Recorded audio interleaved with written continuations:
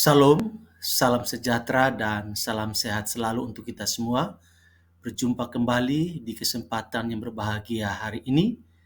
Harapan dan doa saya kiranya kita semua selalu sehat, tetap semangat dan senantiasa bersyukur kepada Tuhan karena Tuhan itu baik buat kita semua. Amin. Saudara yang dikasihi oleh Tuhan Yesus Kristus, pada kesempatan ini saya akan membagikan kebenaran firman Tuhan untuk kita semua. Namun sebelumnya mari kita berdoa, mohon pimpinan Roh Kudus. Kita berdoa. Bapa di sorga, dalam nama Yesus, Tuhan dan Juru Selamat kami yang hidup, kami mengucap syukur dan berterima kasih kepadamu ya Bapa. Engkau Allah kami yang sangat baik buat kami, yang mengasihi kami dengan kasih yang sempurna, yang tidak pernah meninggalkan kami, yang tidak pernah melupakan kami. Engkau Allah yang peduli dengan kehidupan kami. Terima kasih Tuhan buat hari ini, di mana kami diberi kesempatan oleh-Mu untuk menikmati semua kasih dan kebaikan-Mu ya Tuhan, anugerah-Mu yang sempurna. Terlebih istimewa ya Tuhan, masih ada kesempatan bagi kami untuk membaca dan merenungkan firman-Mu. Mari Tuhan tolong kami, supaya pada saat kami membaca dan mendengarkan firman-Mu, roh dan jiwa kami, hati dan pikiran kami terbuka kepada Tuhan dan firman-Mu. Karena kami tahu Tuhan, kami hidup bukan dari roti saja, tetapi dari setiap benih ilahi, benih firman Tuhan yang menjadi kekuatan dalam kehidupan kami.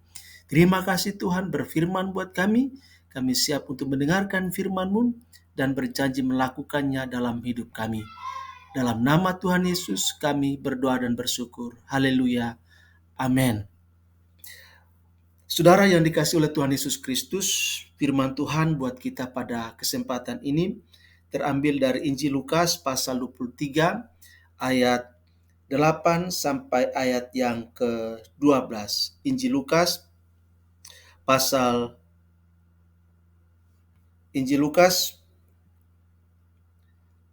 23, Injil Lukas pasal 23 ayat 8 sampai ayat yang ke-12. Demikian firman Tuhan.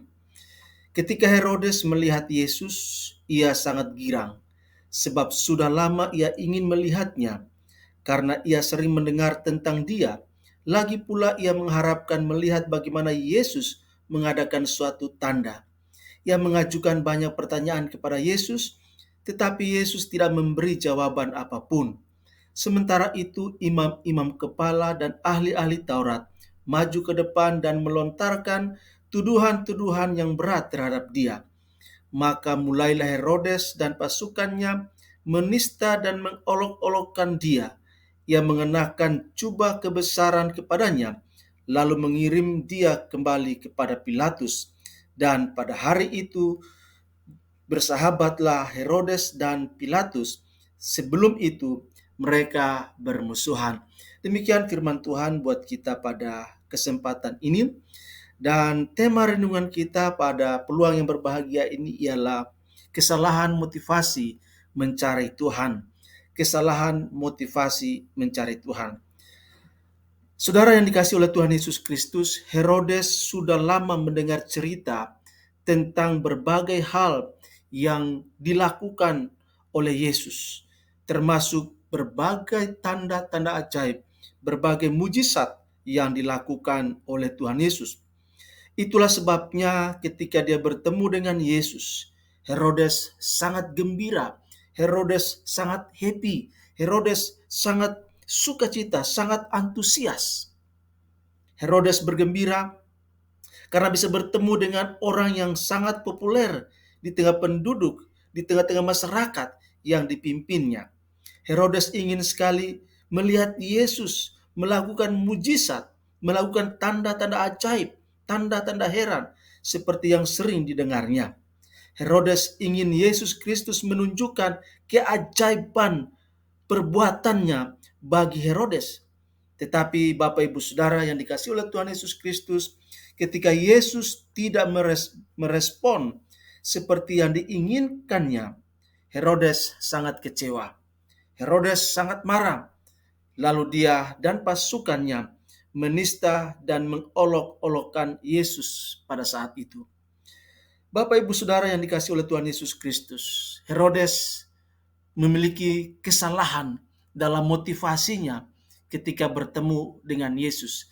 Herodes memiliki pemahaman yang keliru ketika ingin bertemu, ingin mencari dan bertemu dengan Yesus. Saudara yang dikasihi oleh Tuhan Yesus Kristus, dalam mencari Tuhan, banyak orang yang mengaku sebagai orang percaya berperilaku seperti Herodes, ingin melihat mujizat Tuhan di dalam hidup mereka. Mereka ingin Yesus Kristus mempertontonkan keajaibannya bagi diri mereka. Tetapi ketika apa yang mereka harapkan tidak terjadi, mereka menjadi kecewa dan membelakangi, meninggalkan Tuhan. Saudara yang dikasihi oleh Tuhan Yesus Kristus, apa yang diharapkan seorang manusia ketika mencari Tuhan akan menentukan apa yang ingin dilihat, ingin didengar, dan diperolehnya di dalam proses pencarian tersebut. Jika seorang ingin memperoleh berkat materi di dalam pencarian Tuhan, maka segala hal yang terkait dengan perolehan berkat materi akan menjadi pusat perhatiannya dan berbagai hal lain akan diabaikan. Orang seperti ini sangat ingin bertemu dengan Tuhan, Sang Pemberi berkat materi. Jika seseorang ingin melihat keajaiban di dalam pencarian Tuhan, maka segala hal yang terkait dengan mujizat akan menjadi pusat perhatiannya dan berbagai hal yang lain akan diabaikan. Orang-orang seperti ini sangat ingin bertemu dengan Tuhan, Sang Pemberi mujizat. Tetapi ketika Tuhan yang dibayangkan dan diharapkannya tidak bertindak seperti yang diharapkannya, orang semacam ini akan menjadi sangat kecewa dan meninggalkannya.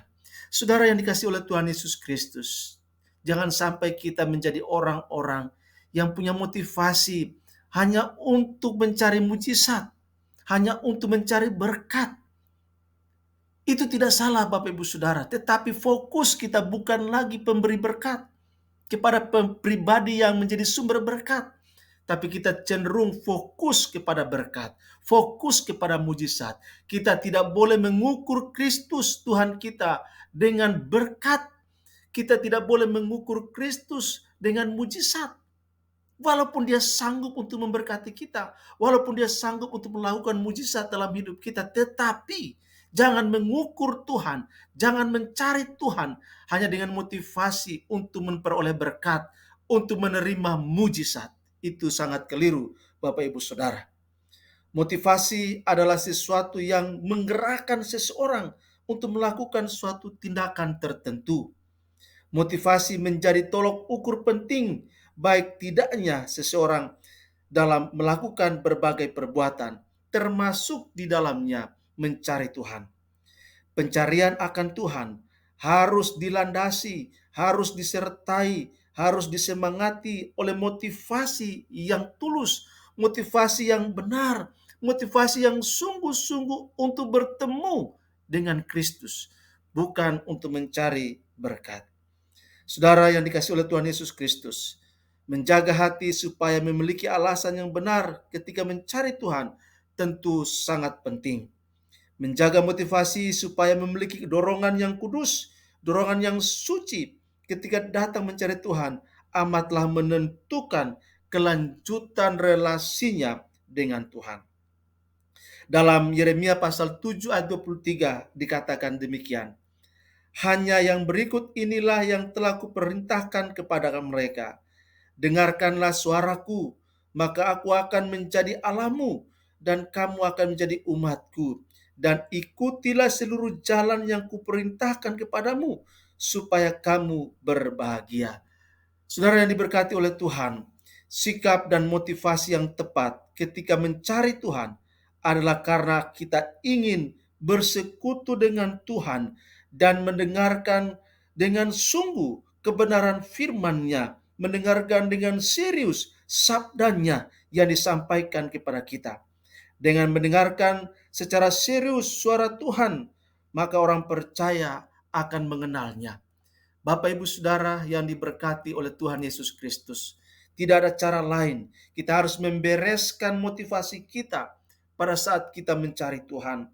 mendengarkan dengan benar, mendengarkan dengan sungguh-sungguh, mengerti firman Tuhan, dan bertekad untuk melakukannya dalam hidup setiap hari.